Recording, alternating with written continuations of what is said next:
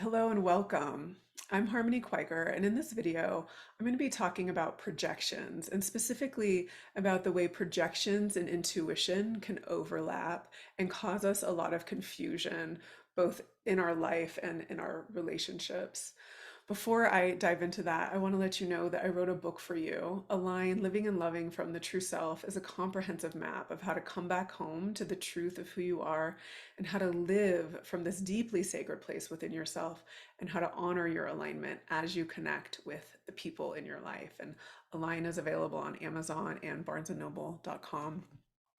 I also created these self-guided alignment cards. There's 48 cards in a deck, and each card has a wisdom teaching and a sentence stem to support you in living and loving from your true self. And these are available on my website, thespirituallyaligned.com.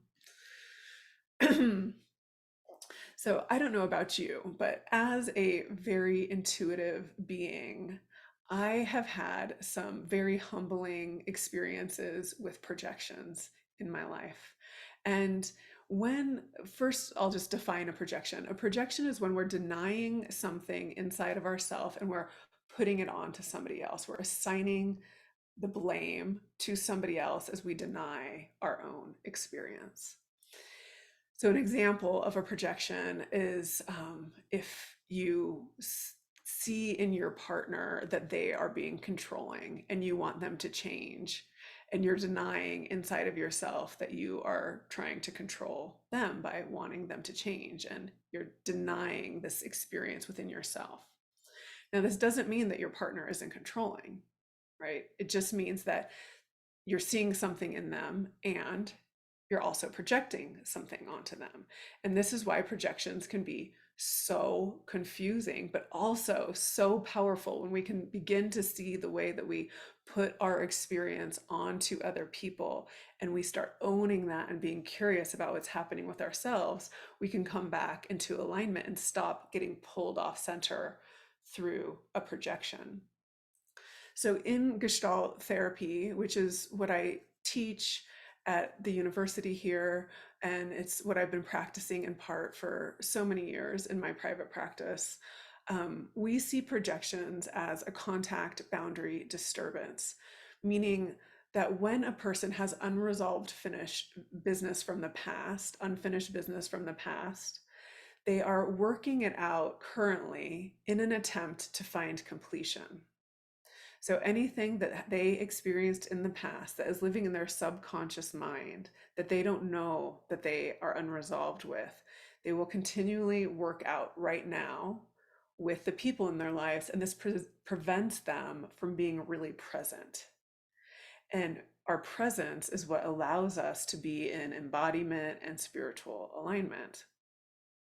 And so when we start to resolve our unfinished business and start healing our relationship with the past and creating more clarity and understanding about the way our past experiences has influenced our mind and our conditioned patterns, then we have more clarity where we can see the people in our life as they are, not as we see them to be.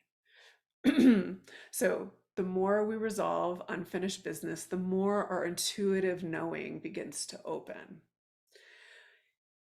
When we are highly intuitive beings and we still have unresolved business from the past, and we aren't quite sure yet how to turn towards our felt experience and honor the sensations in our body and be curious about our own blind spots and what's happening inside of ourselves in our shadow, then we can really, really cling to our projections and believe that they are true. And it's actually a trap that we set for ourselves when we are intuitive and we are seeing something, but we are sort of seeing it through this projection at the same time.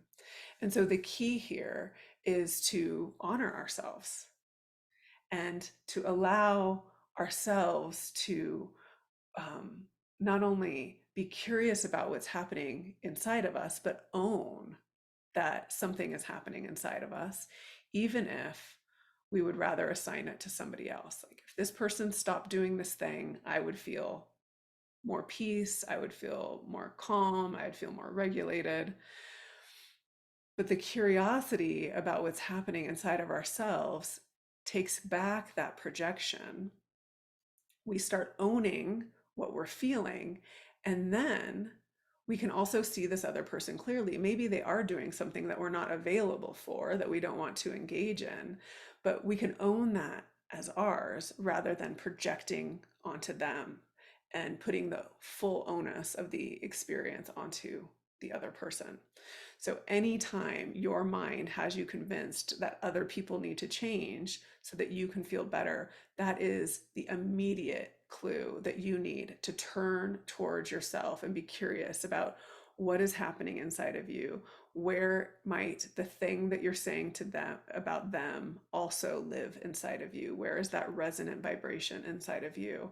And be with that with tremendous love and compassion and curiosity. And even as you do that, maybe you can feel you come back home to yourself, right? The projection pulls you off yourself. The curiosity has you come back home to yourself. And then you can open from the place of truth, from the place of the truth of who you are. I think that projections are such a powerful learning experience for us. And it is by human design that we project onto the world around us. And it takes tremendous consciousness and awareness and desire to grow and evolve in order to take back those projections and come back home to ourselves. Once we're here, we can really embody the truth of who we are and honor our intuition and our intuitive senses in a way that is so much more potent than when we are falling asleep to our true self by believing our projections. And so, with that, I want to remind you that I have some courses online that are available to you: Living Your Alignment and Spiritually Aligned Relationships, and courses for therapists and coaches for how to facilitate alignment through the lens of neurobiology in a trauma informed way. Blessings to you on your journey.